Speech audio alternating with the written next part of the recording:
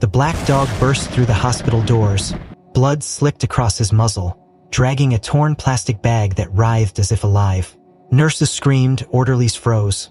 Security reached for their weapons, but he didn't stop. He didn't grow, didn't bark, didn't bite. Fillet the bag at their feet with a kind of terrible grace, then stepped back, watching, waiting.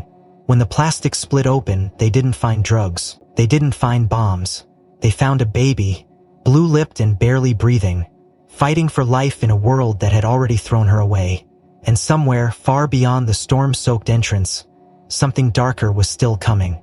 He was no ordinary stray. He was running against death itself, and he had chosen his battlefield. What drove him here? What nightmare had he escaped? And why did he choose this place, this moment? Hit like and subscribe if you feel the weight of this moment. Drop a comment. Where are you watching from, and what do you think made him risk everything? The rain began as a whisper against the dark streets, a thin mist that clung to the sidewalks like ghostly breath. Inside St. Mercy Hospital, the night shift was just settling into its usual rhythm. Tired laughter at the nurse's station, the soft squeak of sneakers on tile, the distant beep of monitors counting out heartbeats. Amara Lewis, clipboard in hand, was making her rounds when the automatic doors at the main entrance shuttered open with a mechanical sigh. At first, no one noticed. It wasn't uncommon for a drunk or a lost patient to stumble in. But when the cold air rushed in and the smell, sharp, metallic feral, swept across the lobby, heads turned. Conversations faltered. In the doorway stood a black dog, dripping wet, ribs jutting sharply against his thin frame. Between his jaws he clutched a battered black garbage bag that sagged heavily with some unknown burden. Shadow, though he would not earn his name until later, stood frozen for a heartbeat under the harsh fluorescent lights. His eyes, deep pools of wary intelligence, swept the room, calculating, pleading. Then he moved, dragging the bag across the polished floor, leaving a trail of rainwater and something darker. Security guards shouted, their radios crackling to life, and sprang into motion. The dog jerked forward, evading them with surprising agility, his nails skittering against the floor. He wasn't running blindly. He had a target. Amara, she froze, the clipboard slipping from her fingers and clattering to the floor. It wasn't fear that rooted her to the spot. It was something else. A terrible, fragile understanding she couldn't explain. Shadow dropped the bag at her feet and stepped back, his body trembling from exhaustion but his gaze never wavering. The bag moved. A sick jolt slammed into Amara's gut. Without conscious thought, she dropped to her knees, peeling back the torn plastic. The sour stench of rot hit her first, but then, beneath the bloodied rags, a sound. A whimper, a cry so faint it could have been the wind. Inside was a newborn no more than a few days old, skin pale and mottled, lips tinged an awful blue. Alive. Barely. Oh my God, Amara whispered, adrenaline slamming through her veins. Somebody get NICU now! Her voice sliced through the stunned silence. Chaos erupted. Doctors and nurses converged like a wave. A crash cart barreled around the corner. Someone radioed a code blue. Amara scooped the baby into her arms, her hands steadying as her mind screamed. As she turned, she glimpsed something in the bottom of the bag, a crumpled scrap of paper, soaked and torn. On instinct, she snatched it up and shoved it into her pocket. Shadow stood where she left him, head low, body taut with some invisible tension. A security guard moved toward him again, this time more cautiously. Leave him, Amara barked, her voice sharp with authority she didn't normally use. He's with me. The officer hesitated, confused but obedient. They had bigger problems. In the trauma room, under the harsh white light, the neonatal team worked furiously. Amara stood aside, heart hammering in her chest as she watched them fight for the tiny life she had pulled from a trash bag. Her fingers trembled as she unfolded the damp paper. Most of the ink had bled into unreachable smudges, but one phrase leapt out at her in jagged, desperate strokes. Help us, they're coming? Amara's stomach turned to ice. This wasn't abandonment. This was a warning. Someone had placed this child in the dog's care. Someone who knew there wasn't much time. Behind her, Shadow sat in the doorway, drenched and shivering but alert, watching, waiting. The director of the hospital stormed in, red-faced and fuming. What the hell is going on here? He barked, surveying the chaos. His eyes landed on Shadow, and he recoiled as if the dog had learned to get that animal out of here. Now, no one moved. The director turned to Amara, voice rising, and find out who left that trash in our hospital. Amara straightened slowly, placing herself between the director and the dog without thinking. He didn't bring trash, she said, her voice low and steady. He brought us a life. Across the room, a fragile cry pierced the noise. The baby was alive, clinging to that tiny, precious thread of breath. Everyone in the room stilled for a heartbeat, caught by the sound. Even the director faltered, his mouth working silently. Shadow's ears twitched. His tail, limp with exhaustion, gave a faint thump against the floor. Amara looked into those gold-flecked eyes and felt a connection snap into place. She didn't know where he had come from. She didn't know what horrors lay behind that torn bag or the cryptic message. But she knew this: he wasn't finished, and neither was she. Safety of these hospital walls. Something was waiting, watching, hunting, and it would not stop just because one baby had been saved. The fight had only just begun. Amara stood frozen in the trauma room, the crumpled note heavy in her hand, the weight of Shadow's gaze burning into her back. Around her, the neonatal team worked in frantic silence, their hands moving with the efficiency of those who danced on the razor's edge between life and death every day. The infants' shallow cries pierced the sterile air, each one slicing through Amara's defenses like a blade. She swallowed hard, forcing herself to focus. The memory of the words, "Help us, they're coming," churned in her mind like a storm she could neither predict nor control. She felt Shadow's presence before she turned to look. He had moved closer, his soaked fur leaving wet paw prints across the linoleum, his eyes never leaving the tiny bundle wrapped in hospital blankets. There was a familiarity in those eyes that gnawed at the edges of Amara's thoughts, a whisper from a past she had long buried. She crouched beside him, ignoring the wary glances from the other staff, and reached out a tentative hand. Shadow flinched but did not back away. Instead, he leaned into her touch just slightly, enough to tell her that trust once shattered was being offered again. In that moment, a fragment of memory cracked open inside her mind. Years ago, another rainy night, another hospital. But she hadn't been a nurse then, she had been a scared, reckless teenager running from a mistake. She remembered stumbling through an alley behind her old neighborhood, clutching a stolen wallet, blood pounding in her ears. A man had followed her, his footsteps deliberate, his intentions unmistakable. She had screamed, but the city swallowed the sound. Then, out of the darkness, a blur of black fur and bared teeth had launched at her attacker. The dog had fought like a demon, driving the man back into the shadows. Amara had been too shocked, too terrified to think. She had hurled a rock at the animal, screamed at it to leave her alone, and fled into the night. She had never told anyone, never dared to admit how close she had come to being another statistic. Until now, she hadn't realized the dog had saved her life. And now, kneeling in the emergency room with the same golden eyes staring into hers, Amara knew. It was him, Shadow. The realization hit her like a punch to the gut, leaving her breathless. This wasn't fate. This was a debt long overdue, come to be repaid in blood and loyalty. Tears burned at the corners of her eyes, but she blinked them away, forcing herself to stand. There was no time for sentimentality. She needed answers. She needed to understand why this dog had risked everything to bring a dying child to her. As the team stabilized the infant and prepared for transfer to NICU, Amara moved closer, studying the baby's fragile features. A nurse brushed past her, murmuring updates about vitals and oxygen saturation, but Amara barely heard. Her eyes locked onto a small mark peeking from beneath the baby's swaddling. A birthmark, just above the left hip, a small crescent-shaped patch of skin, darker than the rest, almost like a tiny moon. Her heart stuttered. She knew that shape. She had seen it once before on the bare skin of a toddler who haunted her memories. Mia, her baby sister, lost when Amara was just 6 years old, vanished during a family trip to the crowded city square, never found. The police had searched for months, leads had come and gone, and eventually the world had moved on. But Amara had never stopped seeing her in her dreams, never stopped blaming herself for letting go of her sister's hand that day. She swallowed hard, her throat raw with sudden emotion. It couldn't be a coincidence, it couldn't. The same mark, the same faint curve, the same exact placement. Was it possible? Could this child somehow be connected to Mia? No, it was impossible. Mia would be in her 20s by now. This baby was brand new to the world. And yet the mark, the feeling burning in her chest, the inexplicable pull, Amara knew better than to dismiss what her heart was screaming at her. Her mind raced, trying to rationalize, to impose logic on a situation that defied it. Maybe a family trait? Maybe a cruel trick of genetics? Maybe fate was playing some dark joke on her shattered memories. But no part of her could believe this was random.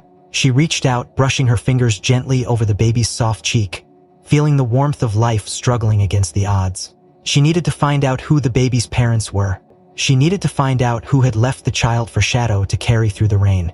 She needed to find out why her own past was bleeding into her present in ways that made no sense. Behind her, Shadow shifted restlessly, his body tense, his ears swiveling toward the hallway. Amara followed his gaze instinctively, every muscle in her body tightening with sudden unease. Something wasn't right. The hospital that had felt like a fortress minutes ago now seemed too quiet, too exposed. A low growl rumbled from Shadow's throat, deep and warning. He took a step closer to Amara, placing himself protectively between her and the corridor. The instinct was automatic, ingrained, and it wasn't just for show. He had sensed something. Someone. Amara straightened, squaring her shoulders. She had faced down death before, in the streets, in the emergency room, but this was different. This wasn't just about saving a life. It was about uncovering a truth that someone wanted buried, someone who had no qualms about using violence to keep their secrets hidden. The child in the trauma bed stirred, a tiny sound escaping her lips, and Amara felt her resolve harden like steel. Whoever had orchestrated this nightmare hadn't counted on Shadow finding someone who would fight back. They hadn't counted on her. She took a breath, steadying her racing heart, and glanced down at the dog beside her. Shadow met her gaze with unwavering loyalty, his battered body ready to move at her side. They would have to move quickly. They would have to be smarter, faster, more determined than the forces gathering against them. The hospital was no longer safe, and somewhere beyond these walls the answers waited, coiled in the shadows, as dangerous and as vital as the next breath. The world outside the trauma room seemed to fall away as Amara kept her gaze locked on Shadow, every nerve in her body screaming that danger was coming closer with each passing second. The baby's soft whimper snapped her attention back. Hope's tiny chest rose and fell with shallow, uneven breaths, her skin now an alarming shade of dusky gray. Amara moved fast, flagging down the nearest doctor, her voice low but urgent. "Something's wrong," she said, her hand hovering protectively over Hope. Dr. Sanchez, the lead on the case, stepped forward, his brow furrowed as he scanned the monitor readings. "Oxygen's dropping, heart rate's unstable. She's crashing," he muttered, more to himself than to anyone else. He barked rapid orders, and within seconds, a flurry of activity engulfed the room. Nurses adjusted IV lines, checked monitors, administered medications, but the numbers continued to slide downward. A cruel, relentless countdown. Amara clutched the side of the bassinet, forcing herself to think. Hope wasn't just sick, she was fighting a losing battle. Dr. Sanchez pulled Amara aside, his voice low and grave. "We ran a rapid panel," he said. "There are markers indicating a congenital liver disorder. Rare, severe. Without a transplant, she won't survive the next 48 hours. Amara's blood ran cold. A transplant, but she doesn't even have an identity on file. No insurance, no guardians. Her voice trailed off in helpless disbelief. Dr. Sanchez shook his head grimly. "Unless we find a living donor match immediately, there's nothing more we can do. Time's running out." Behind them, Hope let out a thin, high-pitched cry that dissolved into weak silence. It was a sound of surrender, and Amara felt it tear something loose inside her. She turned, searching for Shadow, needing the anchor his presence had already become. But what she saw made her breath catch in her throat. The dog had slumped to the floor, his massive frame shuddering with each ragged breath. His eyes, once so fierce and clear, were now glazed with pain. Panic surged in Amara's chest as she dropped to her knees beside him. His paws twitched erratically, and a thin line of frothy saliva dribbled from his mouth.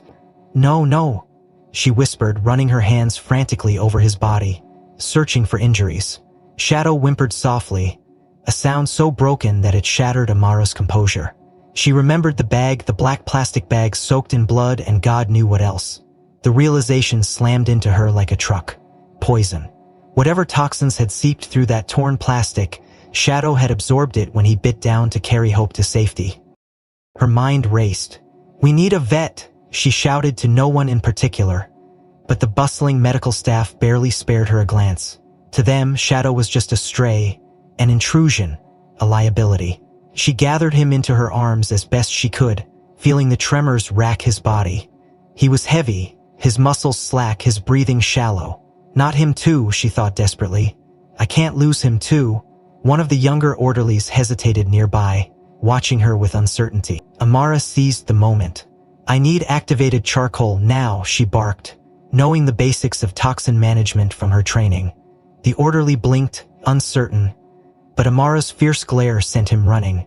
She stroked Shadow's matted fur, murmuring soothing nonsense, keeping him tethered to her by voice and touch. Stay with me, boy, you hear me? Hope's monitor let out a shrill, jarring alarm. Amara's head snapped up. The baby was seizing, her tiny limbs jerking in ratchet spasms. The team leapt into action, but Amara felt her world split down the middle. 2 lives, both slipping through her fingers, both depending on her, and she didn't have enough hands, enough time, enough anything to save them both. Her heart hammered so loudly she thought it might rupture inside her chest. Dr. Sanchez barked a code and a crash cart wheeled in. Another nurse appeared beside Amara, her expression torn between compassion and impatience. We have to clear the room, she said, indicating Shadow with a nod. We can't treat her properly with him here. Amara opened her mouth to protest, but the chaos around her crushed the words before they could form. She looked down at Shadow, whose breathing was slowing, his body limp against the cold floor. If she left him now, he might not make it. If she stayed, Hope might die. Tears blurred her vision as she made the only choice she could. She lifted Shadow, cradling his dead weight against her chest, and stumbled backward out of the trauma bay. The door swung shut behind her with a soft, cruel click. Alone in the deserted hallway, Amara lowered Shadow carefully onto the floor, her hands trembling. The orderly returned with a small emergency kit, a plastic bottle of activated charcoal powder clutched awkwardly in his hand. Without waiting, Amara ripped it open, mixing the powder with water from the nearest sink, fashioning a crude slurry. She forced open Shadow's mouth, her fingers slipping on his drooling jaws, and poured the gritty solution down his throat. Shadow coughed weakly, struggling against the bitter taste, but Amara held him firmly, murmuring encouragement through gritted teeth. That's it, boy, good. Fight. Minutes crawled past, endless and excruciating. She watched the rise and fall of his chest, willing each breath to continue, refusing to let him slip away. Behind her, through the trauma room doors, she could still hear the muffled chaos as the team fought to stabilize Hope. Every second mattered. Every decision carried the weight of 2 lives. Amara's soul felt torn in 2.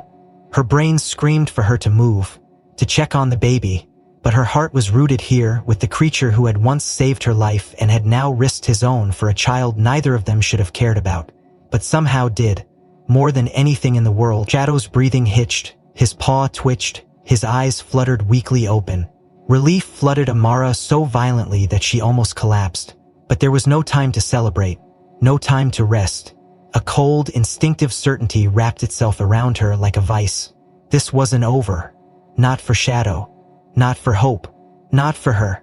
Something darker was moving beyond these walls, something that had sent death wrapped in a garbage bag and wasn't done yet. Amara barely had time to breathe as she hovered between the trauma bay doors and the place where Shadow lay recovering weakly at her feet. She couldn't abandon either of them, but she knew she needed to act fast if she wanted any chance of saving Hope.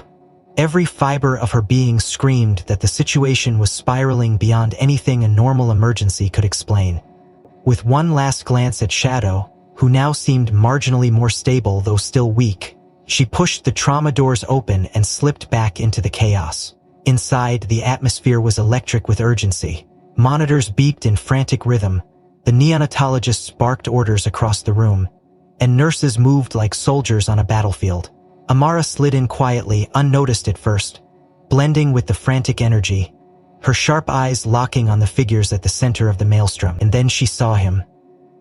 Dr. Evan Marshall. He was leading the resuscitation effort, his movements decisive, his voice calm but commanding. Evan was a well-respected ER physician, known for his precision under pressure and his detached professionalism. Amara watched as he worked over Hope with meticulous care, inserting a line, adjusting a ventilator, calling for a blood panel, all without missing a beat. Something about the way he looked at Hope, though, a flicker, a hesitation, pricked at Amara's instincts. She edged closer, pretending to check an IV bag. She could see it now. Evan's hands trembled for a half-second longer than they should have when he touched Hope's tiny wrist. His jaw clenched. His voice, usually an unshakable monotone in emergencies, cracked ever so slightly when he ordered another unit of blood. Amara's mind spun, piecing together details she hadn't noticed before. Evan had transferred here 6 months ago after a sudden and unexplained leave from his previous post. Rumors had followed him, whispers of personal issues, a messy private life that contrasted sharply with his flawless professional reputation. Hope's hair, under the oxygen cap, glinted with the same chestnut hue as Evan's. Her fragile mouth, the shape of her jaw, it was subtle, but now that Amara saw it, she couldn't unsee it. A heart hammered in her chest. It was impossible, it was crazy, but deep down, in that place beyond logic, she knew. Evan Marshall was Hope's biological father, and he had no idea. The implications ripped through her with dizzying force. If Evan found out, if he understood the connection, maybe he would fight harder, move mountains to save her. Or maybe he was part of why this happened in the first place. She couldn't know yet, but she could feel the truth pulsing just beneath the surface, waiting to explode. She had to be careful, very careful. As the team stabilized Hope's breathing temporarily, Amara slipped back into the hallway. Her head buzzed with questions, fear, suspicion. She knelt beside Shadow, who thumped his tail weakly against the floor in greeting. She whispered to him like a co-conspirator, "Stay with me, boy, we're just getting started." Her gaze flicked toward the administrative wing, where the hospital's decision-makers, lawyers, and upper management kept their offices walled off from the emergencies and tragedies unfolding below. If she wanted answers, she had to start there. She rose to her feet, shedding her nurse's badge and scrubs jacket, blending into the flow of hospital staff shifting between departments. She moved quickly but not suspiciously, slipping past the nurse's station and through the staff-walled corridors. Her heart pounded against her ribs as she approached the glass-walled conference rooms. Voices echoed faintly from one of them, hushed but urgent. She slowed, pressing herself against the cool wall, straining to listen.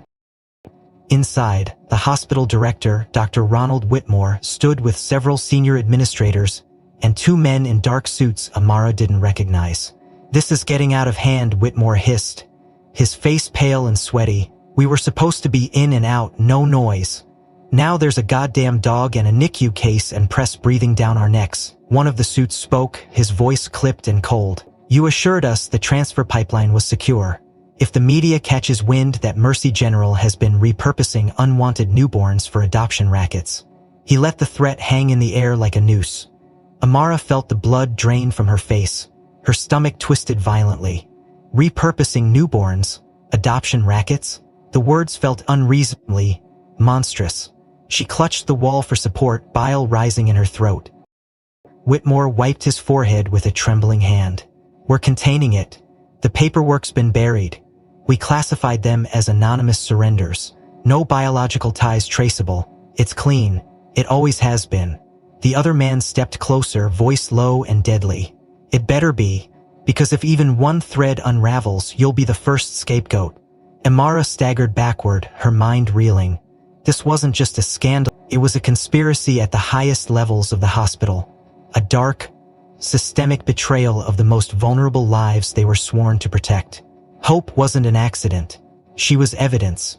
Evidence that powerful people were willing to kill to erase. Her heart thudded painfully as she realized the magnitude of what she had stumbled into. Shadow hadn't just saved Hope's life. He had detonated a bomb in the middle of a carefully hidden operation. And now, everyone involved would stop at nothing to snuff out the witnesses. Amara pressed herself against the wall, struggling to control her breathing.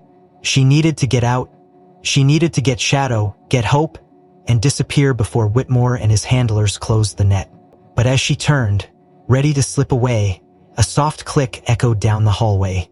A door creaked open. A pair of cold, unfamiliar eyes locked onto hers. The cold eyes locking onto Amara's sent a jolt of adrenaline through her system, but years of surviving under pressure kept her from bolting. She forced a neutral expression, nodding curtly as if she belonged there, as if she had every right to be lurking outside the administrative offices at midnight. The man's gaze lingered on her for a heartbeat too long, suspicion flickering across his face. But a nurse rounded the corner, calling for a doctor to assist with a code blue, and the moment broke. The man turned, barking into his phone in clipped tones, and Amara seized the opportunity to slip away, her sneakers silent against the tile. She moved fast but not panicked, cutting through the labyrinth of hallways until she reached the ER again. Her mind raced furiously, the implications of what she had overheard weighing heavier than any trauma case she had ever handled. She needed to find a way to get Hope and Shadow out of this hospital alive, but she couldn't do it alone. She needed help. She needed someone she could trust. Without hesitation, Amara headed for the break room where she knew Tasha would be. Tasha Green had been her closest ally since nursing school, her rock during the brutal first years on the trauma floor, her partner during countless overnight shifts filled with blood, heartbreak, and too many unsung miracles. If there was anyone Amara could rely on, it was Tasha. She pushed open the door, breathless, and found Tasha slumped in a chair, scrolling through her phone. The fluorescent lights buzzed overhead, casting long, tired shadows across the room. "Tash," Amara whispered urgently, closing the door behind her. "I need your help. It's bad. Really bad." Tasha looked up, her dark eyes widening at Amara's pale, frantic face. She set her phone down slowly. "What's going on?" she asked, concern threading her voice. Amara leaned in, keeping her voice low. "The baby, the one the dog brought in, she's in danger. Not just from her condition, from people inside this hospital. There's a trafficking operation, Tasha. I overheard Whitmore and 2 suits talking about it. They're moving newborns like their property. Hope was never supposed to get her here." Shasha's expression froze, shock and disbelief warring on her face. "You're serious," she said flatly. Amara nodded, trembling. "I need to get her out. I need to get Shadow out too, but I can't do it alone." For a moment, Tasha said nothing. Then she stood abruptly, crossing the room to lock the door. She turned back, her face unreadable. "You're being reckless," she said quietly. "You don't know what you're dealing with." Amara blinked. "I know enough," she snapped. "Enough to know that if we don't move fast, they'll make both of them disappear." Tasha shook her head, stepping closer. "You think you're gonna blow the lid off this by yourself? You'll get yourself killed, Amara. You'll lose your license. Everything you've worked for." Amara stared at her, realization dawning cold and slow. "You already knew," she whispered. "You knew." Tasha's shoulders slumped. A bitter smile twisted her lips. "Not everything," she muttered. "Be enough. They came to me 2 months ago. Offered incentives, threats, transfers, promotions, bonuses if I kept my head down. I didn't know about the baby, I swear. But when they find out you're snooping around, they're not going to ask questions. They'll bury you so deep no one will even remember your name." The betrayal sliced deeper than Amara could have prepared for. Tasha, her sister in arms, had been complicit all along. Amara backed away, her heart hammering so hard she could barely think. "I'm not asking for your permission," she said hoarsely. "I'm not even asking for your help anymore. I'm doing this with or without you." Tasha's jaw tightened. "Then you better move fast," she said grimly, "because you're out of time."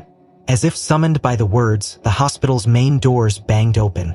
The sound echoed down the halls like a gunshot. Uniformed officers stormed inside, moving with grim purpose. Radio squawked, boots thudded against the tile. For one insane moment, hope surged in Amara's chest. Maybe someone had called for help, maybe someone had tipped off the real authorities. But that hope withered instantly when she saw the way the officers moved. Their focus wasn't on the ER patients. It wasn't on the trauma victims. It was laser-liked onto the NICU wing. Their leader, a broad man with a bristling gray mustache, barked orders into a radio. "Secure the evidence. Move fast. No witnesses. Evidence. Not a child. Not a patient. Evidence." Amara's blood turned to ice. They weren't here to save Hope. They were here to retrieve her, to make her disappear quietly, efficiently, forever. She spun around and bolted, her mind working frantically. She had to reach Hope before they did. She had to get to Shadow. She had to find a way out. She ripped open the break room door and sprinted into the corridor, weaving between stunned nurses and confused visitors. Tasha's voice followed her like a ghost. "You can't win this, Amara." She didn't look back. Her breath rasped in her throat as she barreled down the hallway, her sneakers sliding on the polished floor. She had no plan, no backup, no certainty. Only the raw, ferocious need to protect the fragile, innocent lives depending on her. And she wasn't going to let them down. Not again. Not ever. Somewhere behind her, she heard the sharp, barking orders of the officers as they fanned out, methodical and ruthless, sweeping through the hospital with chilling precision. Amara's lungs burned as she sprinted through the maze of hospital corridors, her mind slicing through panic with brutal focus. She rounded a corner sharply, nearly colliding with a supply cart, and stumbled into the service hallway that led toward the NICU. Behind her, the heavy footfalls of approaching officers thundered closer, their radios barking terse updates. She couldn't outrun them forever, but she didn't need to, not yet. She needed to get to Hope first. The security lockdown was already rippling through the hospital. She heard the metallic click of emergency barriers sealing off wings, the hollow thud of doors slamming shut. Time was evaporating like water on hot concrete. Amara burst through the last door separating her from the NICU unit, startling two nurses who gasped at the sudden intrusion. "Help me," Amara panted, barely pausing. "You have to move the baby now." One of the nurses, a tall man she recognized from previous shifts, stepped forward, confusion and concern etched across his face. "What's happening?" he demanded. Amara didn't have time to explain. "The baby isn't safe here," she said urgently. "They're coming for her. We need to hide her until I can get her out." But even as she spoke, a hospital ward announcement blared through the speakers overhead, freezing everyone in place. "Attention all staff. Code Silver in progress. Secure your stations. Unauthorized personnel will be detained immediately." The nurse took a step back, suspicion clouding his face. Amara's heart sank. She had seconds, maybe less. She bolted toward Hope's isolette, her body moving before her mind could catch up. She ripped the medical lines free with careful speed, cradling the tiny, fragile weight against her chest. The baby's breathing hitched but did not stop, her tiny fists curling weakly against Amara's uniform. "Stay with me, baby girl," Amara whispered fiercely. "Please." She turned, ready to run again, but froze when she saw the figures blocking the hallway. 4 officers, weapons drawn but low, approached in a slow, deliberate advance. At their center was Dr. Whitmore himself, flanked by the 2 men in suits she had seen earlier. Whitmore's expression was a carefully composed mask of regret and authority. "Nurse Lewis," he called out, his voice carrying across the tense space. "Put the child down, you're making a mistake." Amara tightened her grip protectively around Hope. "You're the mistake," she spat, "and I'm not letting you bury it." Whitmore sighed heavily, exchanging a glance with one of the suits. "You're confused," he said. "You're overwhelmed. This isn't what you think it is." Amara took a step backward, feeling the wall cold against her spine. "I heard you," she hissed. "I know everything." Whitmore's smile was thin and humorless. "Then you know how this ends if you don't cooperate." At a signal from him, one of the suits stepped forward, a tablet in hand. The screen displayed a stark clinical document, a hospital incident report, hastily typed. At the top in bold letters were the words, "Dangerous animal, immediate termination order." Amara's stomach twisted.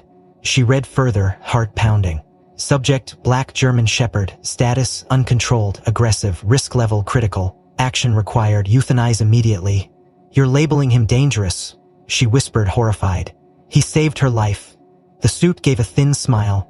"We can't afford liabilities, Nurse Lewis. Stray animals carrying disease, potential injuries to staff, it's hospital policy." "He's a threat." Rage bubbled up inside her, hot and blinding.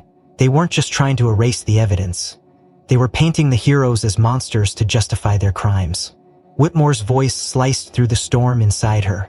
"And as for you, Nurse Lewis," he continued smoothly, "consider this your final warning. You are in direct violation of hospital safety protocols. If you do not cease and desist immediately, you will be terminated, effective immediately." The word terminated hung heavily in the air, laden with implications that went far beyond employment status. Amara knew exactly what he meant. If she didn't stop, if she didn't hand over hope and step away quietly, she wouldn't just lose her job, she would lose everything. Her career, her freedom, maybe even her life. Her hands tightened around Hope's tiny body as she took another step back. "You can fire me," she said through gritted teeth.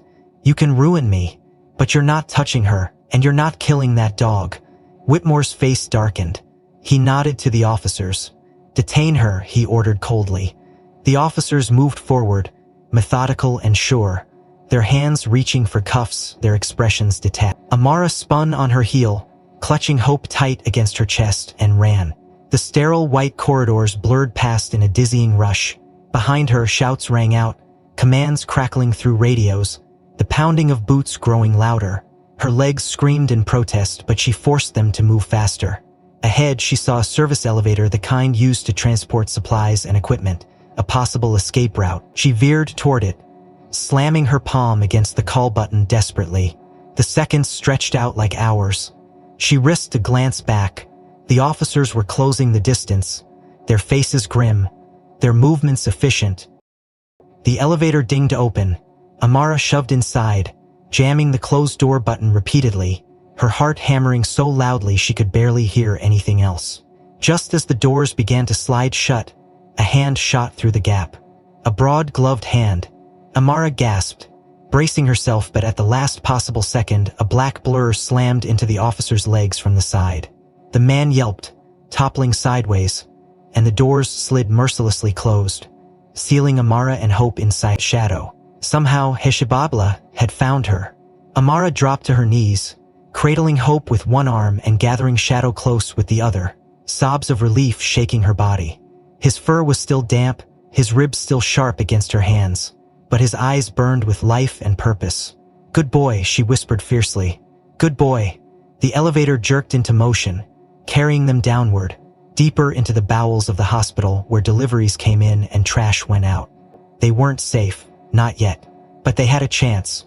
The doors dinged open into a dimly lit, industrial corridor reeking of disinfection and oil. Somewhere far above, alarms continued to blare, and Amara knew the hunt was still on. The dim, industrial corridor stretched out before Amara like a lifeline and a trap all at once. The distant sounds of chaos above muted into a low, threatening hum. Cradling Hope tightly against her chest, she moved swiftly but cautiously, her shoes squeaking faintly against the polished concrete floor. Shadow limped beside her, his steps uneven but determined, his body a tense coil of loyalty and pain. Every sense in Amara's body was stretched to the breaking point, scanning every shadow, every door, every flicker of fluorescent light overhead. They needed a place to regroup, a place to breathe, a place to think. Ahead, she spotted a maintenance alcove half hidden behind a stack of broken-down gurneys and rusting carts. She ducked inside, pulling the equipment around them to form a crude barrier. For a few precious seconds, the world narrowed to the sound of Hope's weak breathing, Shadow's soft panting, and her own pounding heart. Amara knew the hospital's security system would be tracking every movement, every camera feeding live images to the security office upstairs. She needed a miracle to stay hidden long enough to figure out their next move. She eased Hope into a supply cart lined with discarded linens, cushioning her as gently as she could, then turned to Shadow, inspecting him with quick, careful hands. He was weak but alert, his golden eyes fixed intently on her face as if trying to tell her something. She froze. His eyes flicked toward the left, back to her, then toward the left again. It wasn't random, it wasn't animal instinct, it was deliberate. He was signaling her. "What is it, boy?" she whispered urgently. Shadow stood shakily and limped toward a service door partially hidden behind a wall of storage crates. He nosed at the base of the door, pawed it once, then looked back at her, tail twitching with frustration. Amara stared, realization dawning. He wanted her to follow.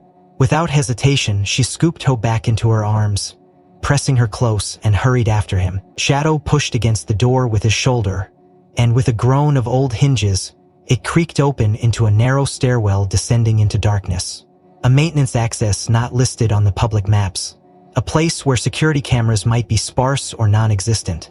A perfect route for someone trying to hide something or someone. Her mind flashed back to the conversation she had overheard. The desperate whispers about secure locations and anonymous surrenders. The puzzle pieces clicked into place with horrifying clarity. They weren't just moving babies through shady adoptions. They were holding them somewhere, maybe even right here under the hospital itself. With a prayer whispered under her breath, Amara started down the stairs, Shadow pressing close against her side, each step echoing like a gunshot in the stillness. The air grew colder, damper, tinged with the sharp tang of disinfectant poorly masking the deeper, more organic scent of human suffering. At the bottom of the stairwell, a heavy metal door stood ajar, a keypad blinking angrily beside it as if it had recently been forced open. Amara hesitated, heart hammering against her ribs. She shifted Hope carefully into one arm and pushed the door wider with her free hand. The sight that met her eyes stole the breath from her lungs. Rows of battered cribs and rusting hospital beds filled the cavernous basement, illuminated by flickering fluorescent strips overhead. Some were empty, some were not. Huddled figures, too small, too still, lay curled under threadbare blankets. A few infants whimpered weakly, their cries muffled by exhaustion and neglect. A wave of nausea and fury surged through Amara, so intense she had to brace herself against the wall to keep from collapsing. She had found them, the missing children, the ones no one had bothered to look for. Shadow growled low in his throat, his hackles raised, his entire body a vibrating line of tension. Amara forced herself to move, stepping deeper into the room, her gaze scanning for signs of adult presence, for guards, for anyone who might be overseeing this horror. At the far end of the room, in a partitioned-off section framed by dirty plastic sheeting, a figure stirred. A woman, gaunt, filthy, her hospital gown torn and stained. She struggled weakly against the restraints binding her to a decrepit bed frame. Her hair, matted and dark with grime, clung to her hollow cheeks. But even across the distance, Amara saw the fire burning in her sunken eyes. Shadow bolted forward, barking sharply, leading Amara to the woman's side. Amara placed Hope gently on a cot nearby, tucking her securely into a nest of blankets, and rushed to the woman's side. "She's okay," Amara whispered urgently, fumbling with the knots. "I'm here to help." The woman's lips moved, cracked and bleeding, her voice a raw rasp. "My baby," she gasped. "They took her. They said she died, but she didn't. I heard her cry." Amara's fingers froze. Her blood turned to ice. She leaned closer, tears stinging her eyes. "What's your name?" she whispered. "Please, tell me." The woman blinked slowly, struggling for breath. "Jasmine," she croaked. "Jasmine Carter." Amara reeled. She knew that name, Jasmine Carter. A patient reported missing 3 months ago, one of several supposedly discharged after complications. Her file had been marked as no family contact, her case quietly closed. Another ghost in the system, and now Amara knew why. Her mind spun furiously, connecting dots at lightning speed. Jasmine was Hope's mother. Hope hadn't been abandoned. She had been stolen, separated from her mother to be repurposed into the pipeline of corruption snaking through St. Mercy Hospital. The proof wasn't just in the baby's existence or the whisper she had overheard. It was here in the flesh, in the desperate arms reaching for a daughter who had never truly been lost. Amara ripped the last knot free and helped Jasmine sit up, her frail body trembling with effort. "I have her," Amara whispered fiercely. "She's safe. We're getting out of here, I swear." Jasmine's eyes filled with tears as she looked past Amara toward the cot where Hope lay swaddled. Her hands stretched out weakly, trembling with need and love and unbearable hope. Above them, faint but growing louder, the heavy stomp of boots echoed through the stairwell. They had been found. The thunderous sound of boots grew louder, pounding down the narrow stairwell like a gathering storm. Mariah's heart slammed against her ribs as she helped Jasmine to her feet, feeling the brittle frailty of the woman's frame as if she might shatter with a single wrong move. Shadow stood between them and the door, his body taut and trembling with exertion, his eyes never leaving the shadows creeping closer. Hope whimpered softly from the cot, the sound slicing through the air sharper than any scream. Amara's mind raced. She had to move. She had to get them out, but the door behind them was the only exit, and the men coming down that stairwell would not hesitate. They would not show mercy. Amara swept Hope into her arms, cradling the infant against her chest. She grabbed Jasmine's wrist with her free hand, urging her toward the back of the room, searching desperately for another way out. Shadow darted ahead, sniffing and pawing frantically at the walls. But the basement was a dead end, a trap designed perfectly to crush the weak and the forgotten. There was nowhere to run, nowhere to hide, only a single choice standing between survival and annihilation. The first of the officers rounded the stairwell landing, their weapons drawn, flashlights cutting cruel white beams across the darkened basement. Mariah flattened herself against a wall, heart pounding so hard she thought it might shatter her ribs. She knew she couldn't fight them. She knew she couldn't save everyone. A brutal, suffocating realization locked her limbs in place. She could only save one. Shadow turned to look at her then, their gazes locking across the room, and she saw the truth in his eyes. He knew it too, the moment splintered like glass under a hammer. Time slowed, every breath, every heartbeat stretched unbearably long. Hope stirred against her chest, her tiny hand curling into a fist. Jasmine sagged against her, her strength gone. The first officer stepped into the room fully, raising his weapon, mouth opening to bark a command. Shadow moved first. With a low, guttural growl that built into a roar, he launched himself forward, his battered body colliding with the officer in a blur of fur and fury. The man cried out, stumbling backward, his weapon clattering to the floor. Chaos erupted, shouts, gunshots, flashes of light. Shadow fought like a creature possessed, a final surge of strength drawn from some primal place deep within him. Amara didn't waste the gift he gave her. Clutching Hope tightly, she grabbed Jasmine by the arm and dragged her toward the storage racks at the far side of the room. Behind the racks, hidden among broken equipment and rusting file cabinets, a ventilation shaft gaped open, just wide enough for a woman and a baby. Amara shoved Jasmine ahead of her, helping her wriggle through the narrow opening. Hope pressed against her chest, the rough metal tearing at their clothes and skin. A cry of pain tore the air behind them. Amara twisted around just in time to see Shadow take a brutal blow from the butt of a rifle, staggering but refusing to fall. His eyes locked on hers once more, fierce and desperate. "Move," he seemed to command. "Go, save her." Another officer raised his weapon. Amara's scream stuck in her throat as Shadow, with one final titanic effort, threw himself bodily at the man, knocking him off balance, buying them another few precious seconds. Amara shoved Jasmine the rest of the way through the vent and followed, the metal scraping her arms raw. She didn't dare look back. She couldn't. If she looked, she would break. If she looked, she would never be able to leave him. The vent sloped downward sharply, and they slid into darkness, the clanging of boots and the roar of desperate combat fading behind them. The shaft opened into another maintenance tunnel, narrow and low, filled with the stench of mildew and rot. Amara gasped for air, her body bruised and burning, but she forced herself to her feet, dragging Jasmine with her. Hope whimpered again, and Amara pressed a trembling kiss to her forehead. "You've got you," she whispered fiercely. "I'm not letting you go." She didn't know if Shadow was still fighting. She didn't know if he was still alive.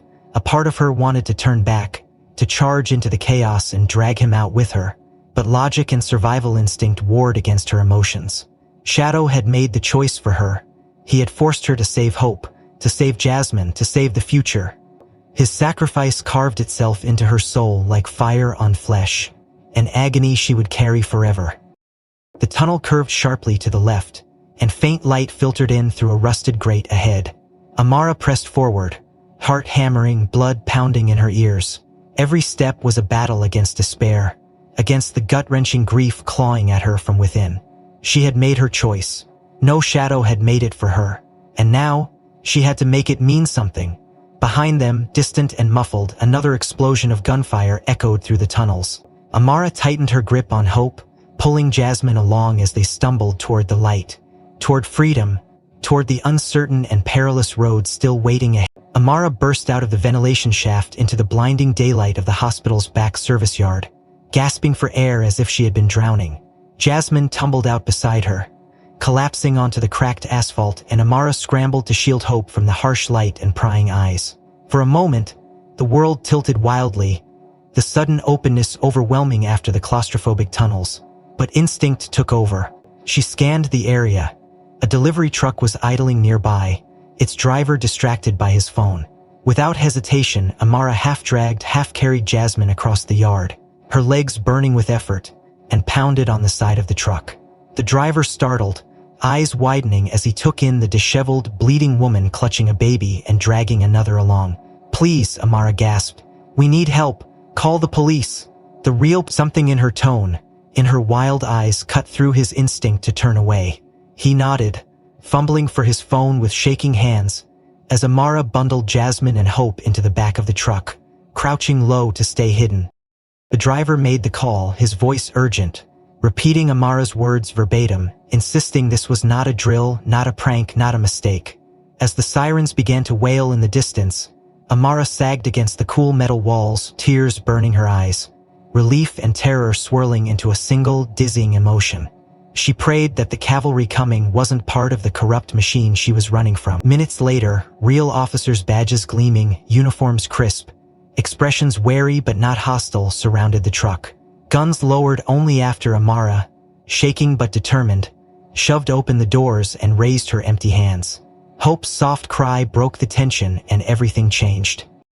Paramedics rushed forward, swarming Jasmine and Hope, ushering them onto stretchers, checking vitals, murmuring reassurances. One of the officers, a woman with a kind but sharp gaze, pulled Amara aside gently, her voice low. "You're safe now," she said, "but we need to know everything." Amara nodded, exhausted but resolute. "I'll tell you everything," she rasped. "But first you need to find the security footage. Find the dog. He's the reason we're alive." The officer frowned but nodded, tapping rapid instructions into her radio. Within minutes, a team swept the hospital's surveillance system, pulling footage from every camera in the service corridors and basement levels. It didn't take long for the truth to surface. The footage showed everything: the black German Shepherd barreling into armed men twice his size, knocking weapons aside with fearless precision. The desperate fight, the way he threw himself between Amara and the attackers, the way he used his battered body as a shield. The moment when, battered and bleeding, he looked at the vent and barked, urging Amara to flee. And the final brutal impact, when he took a bullet meant for her. There was no mistaking it. This was not a stray, this was not a threat, this was a hero. The video leaked within hours. A hospital employee, horrified by what he saw, copied the footage onto a flash drive and sent it to a local news station.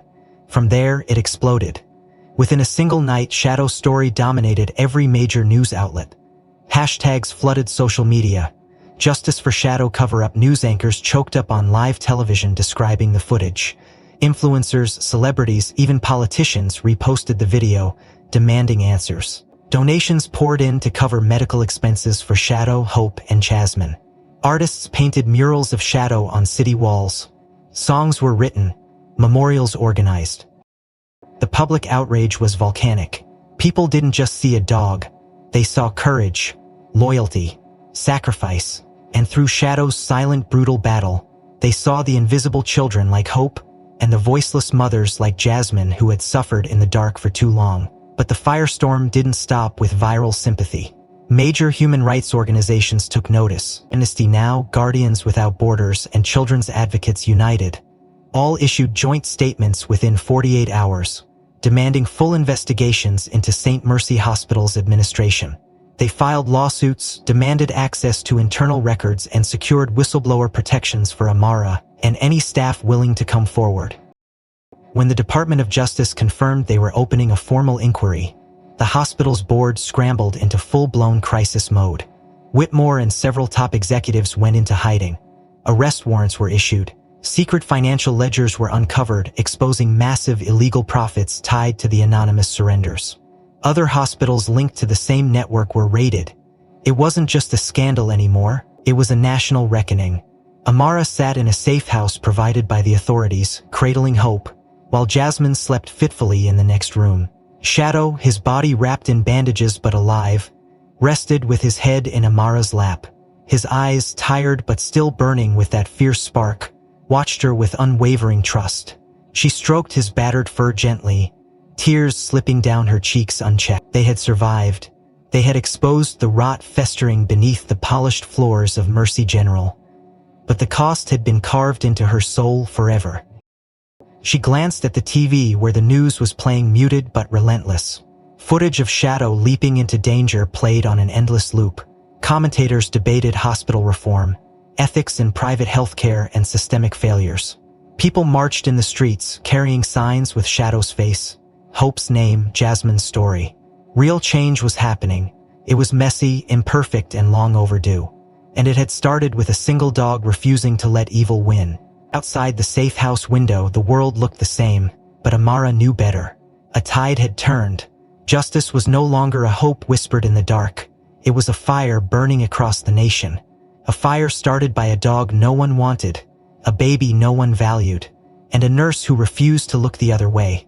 And somewhere, out there, she knew Whitmore and the others were watching the world rise again. Weeks blurred together into a kaleidoscope of hospital rooms, legal hearings, press conferences, and whispered prayers. But through it all, Amara clung to one unbreakable truth. They had survived. Hope, once a frail, gasping ember of life, began to heal before their very eyes, her tiny body responding to the best care the country could offer.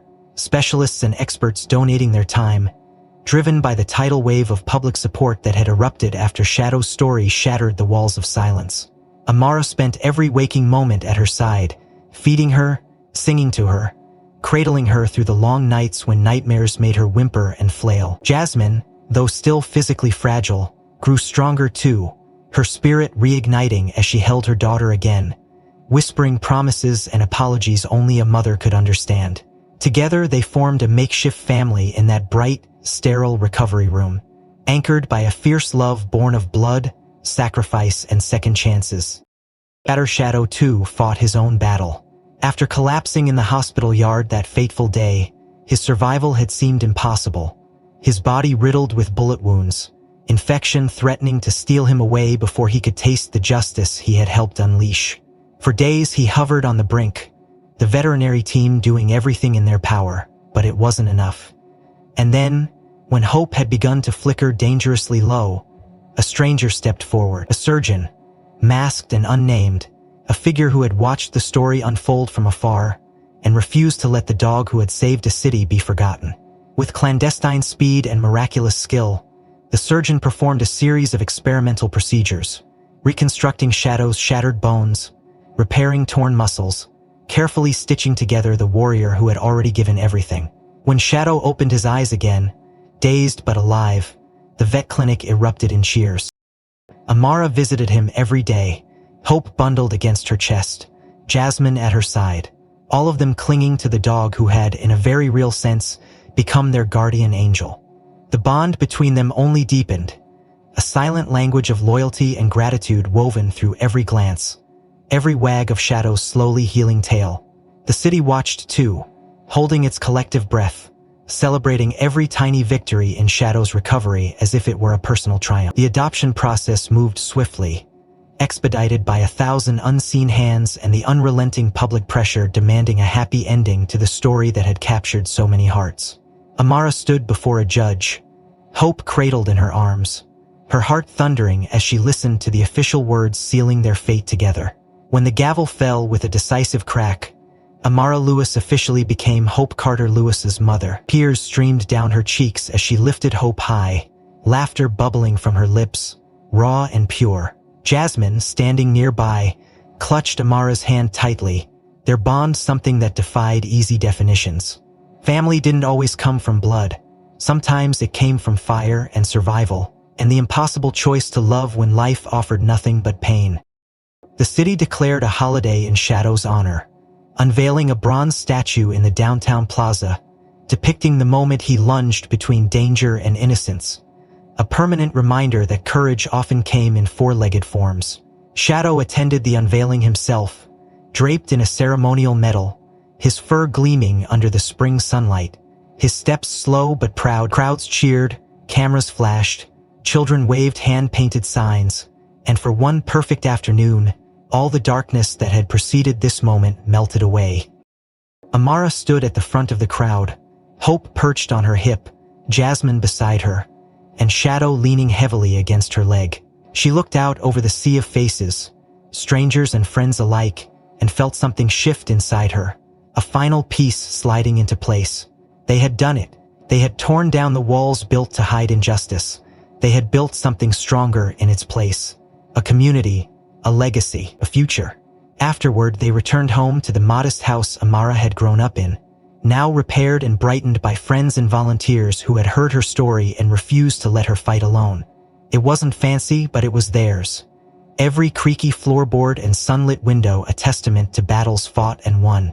Hope giggled as she crawled across the living room floor, her laughter ringing like music. Jasmine brewed tea in the kitchen, humming under her breath. Shadow lounged on the worn couch, his head resting on Amara's knee, his golden eyes half-lidded in peace.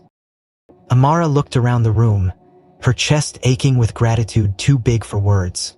They had lost so much. They had almost lost everything. But what they had now was real. It was stronger than fear, louder than grief, more enduring than scars. She leaned down, pressing a kiss to Shadow's graying muzzle, whispering, "We made it, boy. We made it." Outside, a soft breeze rustled the trees, carrying the faint sound of children playing, dogs barking joyfully. Life moving forward with the stubborn resilience of spring. Somewhere in the distance, church bells chimed, marking the passing of another hour, another day free from the shadows of the past. And in the heart of the city, where once there had been silence and complicity, there now stood a statue of a dog who had reminded everyone what it meant to fight for the helpless, to stand for what was right, even when standing seemed impossible. Hope gurgled happily, reaching for Shadow with chubby fingers. The old warrior lifted his head, his eyes soft, and licked her tiny hand gently. Mayara smiled through tears, pulling both of them close, anchoring herself to the miracle they had created together. They were not broken. They were not abandoned. They were whole. They were home. If this story touched something deep inside you, don't forget to like and subscribe. I'm curious what part of Amara, Shadow, and Hope's story stayed with you the most. And where are you reading from today? Tell me in the comments. I'd love to hear your voice in this growing family.